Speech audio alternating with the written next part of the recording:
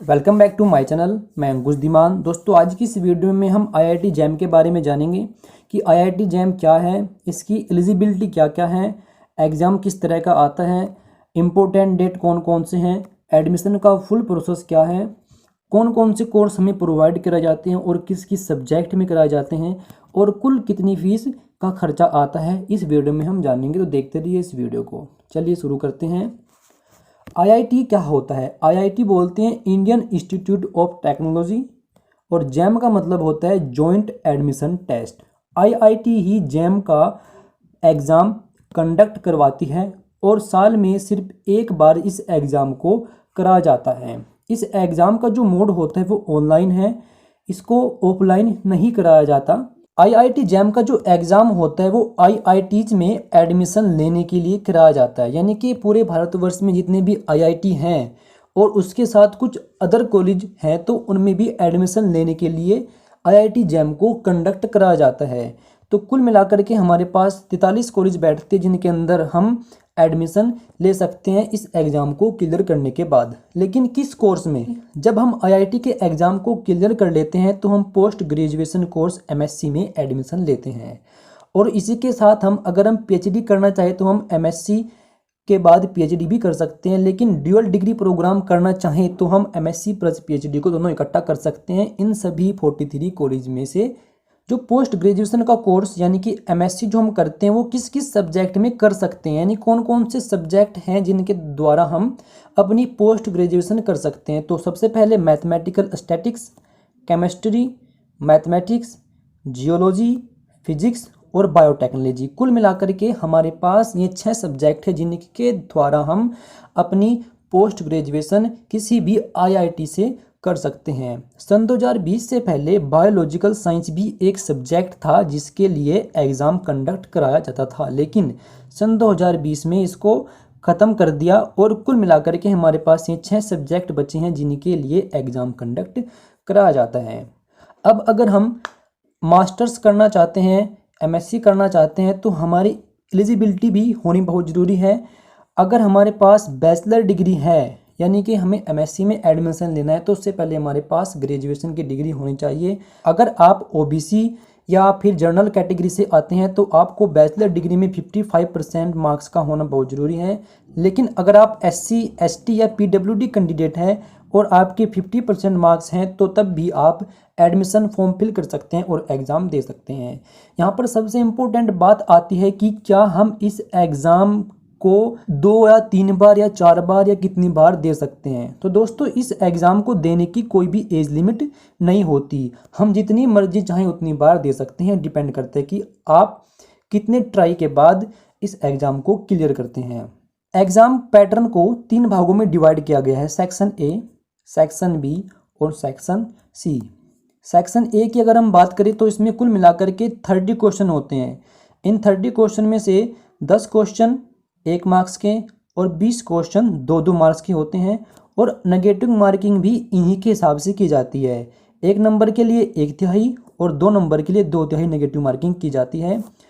और question type जो होता है वो एमसीक्यू, मल्टीपल चॉइस क्वेश्चन आते हैं, यानी कि ऑप्शन दिए जाएंगे, आपको उनमें से राइट आंसर को चूज करना होता है। सेक्शन बी की अगर बात करें तो उसमें 10 क्वेश्चन होते हैं। हर एक क्वेश्चन के लिए 2 मार्क्स निर्धारित हैं, इसमें कोई नेगेटिव मार्किंग नहीं होती।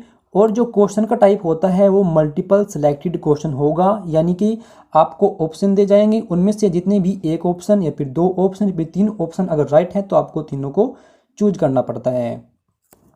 सेक्शन सी की अगर हम बात करें तो इसमें 20 क्वेश्चन होते हैं। 20 में से 10 क्वेश्चन 1 मार्क्स के और बाकी 10 क्वेश्चन 2-2 मार्क्स के होते हैं। इसमें भी कोई नेगेटिव मार्किंग नहीं होती, लेकिन यहाँ पर खास बात यह है कि यहाँ पर आपको कोई ऑप्शन भी नहीं दिया जाता। आपके सामने प्रश्न होगा, आपको उसका राइट आंसर खुद ब खुद लिखना होता है। अब देखते हैं कि 30 + 10 + 20 कुल मिलाकर के 60 क्वेश्चन इस एग्ज़ाम में आते हैं, और ये क्वेश्चन 100 मार्क्स का रहता है। और इस एग्ज़ाम की जो ड्यूरेशन होती है वो 3 आवर की होती है। 3 घंटे में आपको ये पूरा का पूरा पेपर करना होता है। अगर हम एग्ज़ाम के लैंग्वेज की बात करें तो ये एग्ज़ाम सिर्फ इंग्लिश लैंग्वेज में ही कंडक्ट करा जाता है, बाकी किसी लैंग्वेज में, ना हिंदी में ना उर्दू में, किसी भी लैंग्वेज में नहीं कराया जाता। एज लिमिट, इस एग्ज़ाम को देने की आपकी कोई भी एज लिमिट नहीं है, आप इसको कितनी भी बार दे सकते हैं। कंपलसरी क्या चीज़ है, आपने अगर +2 में मैथमेटिक्स लिया है तो ही आप IIT जैम का एग्ज़ाम दे पाएंगे। डिफ़िकल्टी, ये एग्ज़ाम हार्ड होता है, it is not very easy, तो आपको बहुत ही मेहनत करनी पड़ती है। IIT जैम का जो नोटिफिकेशन होता है वो कब रिलीज़ होता है? IIT जैम का जो एग्ज़ाम का नोटिफिकेशन है वो सितंबर के फर्स्ट वीक में स्टार्ट हो जाता है और अक्टूबर के फर्स्ट वीक तक रहता है, यानी कि एग्ज़ाम फॉर्म की फिल करने के लिए आपके पास सिर्फ 1 मंथ का टाइम होता है। और जनवरी महीने में एडमिट कार्ड रिलीज़ कर दी जाते हैं और फरवरी के फर्स्ट या सेकेंड वीक में एग्ज़ाम डेट रखी जाती है। उसके बाद मार्च महीने में आपका रिजल्ट घोषित कर दिया जाता है और आपको अपना रिजल्ट चेक करना पड़ेगा। अब एग्ज़ाम फॉर्म फिल करते समय कितनी फ़ीस लगती है, जैसे कि अगर हमें सिंगल सब्जेक्ट के लिए कितनी फ़ीस लगेगी, डबल सब्जेक्ट के लिए कितनी फ़ीस लगेगी। अगर आप जनरल या OBC कैटेगरी से आते हैं तो आपको सिंगल सब्जेक्ट के लिए 1500 रुपये पे करने पड़ेंगे। लेकिन अगर आप 2 सब्जेक्ट के लिए फॉर्म फिल करना चाहते हैं, जैसे कि अगर आपने मैथमेटिक्स के साथ साथ में केमिस्ट्री का भी एग्ज़ाम देना चाहते हैं तो आपको 2100 रुपये पे करने पड़ेंगे।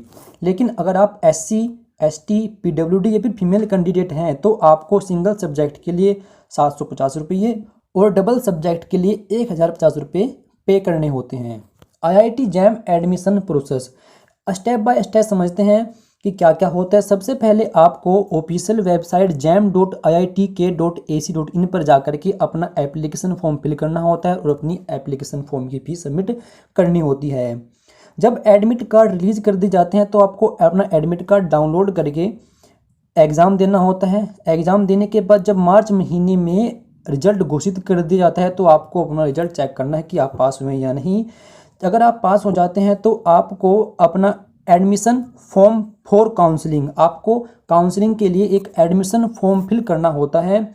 जैसे ही आप एडमिशन फॉर्म फिल कर देते हैं तो ऑफिशियल वेबसाइट पर एक लिस्ट डिक्लेयर कर दी जाती है जिसमें आपकी रैंक होती है कि आपने पूरे भारतवर्ष में कौन सी रैंक ली है। और उसके बाद जो रेस्पेक्टिव एडमिटिंग कॉलेज या फिर इंस्टीट्यूट होता है वो आपको या फिर किसी भी कैंडिडेट को एक ऑफर लेटर भेजता है। उस ऑफर लेटर को कैंडिडेट को एक्सेप्ट करना पड़ता है और उस एक्सेप्टेंस की कुछ फीस होती है, जैसे कि जनरल या OBC के लिए 10,000 रुपये और SC ST और PWD कैंडिडेट के लिए 5,000 रुपये ये फीस लगती है। ये फीस इसलिए ली जाती है कि आपकी एडवांस सीट बुक कर दी जाए, यानी कि पहले से ही आपकी सीट जो है वो बुक कर दी जाएगी। तो दोस्तों ये था पूरा प्रोसेस। सिलेबस के लिए हम एक लिंक डिस्क्रिप्शन में दे देंगे, आप वहां से क्लिक करके सिलेबस देख सकते हैं। अगर आपको अच्छे से तैयारी करनी है तो आप कहीं से भी या फिर ऑनलाइन फ्लिपकार्ट या फिर अमेजोन या फिर जहां से भी आपको आसान लगे वहां से आप अच्छी सी बुक खरीद करके पढ़ सकते हैं और इस एग्ज़ाम को दे सकते हैं। तो आज की वीडियो में इतना ही। अगर ये वीडियो आपको पसंद आई हो तो लाइक करें, शेयर करें और हमारे चैनल को सब्सक्राइब करना मत भूलिएगा, क्योंकि आगे आने वाली हर एक वीडियो आप तक पहुंच सके इसलिए ही आपको सब्सक्राइब करना है। Thank you very much.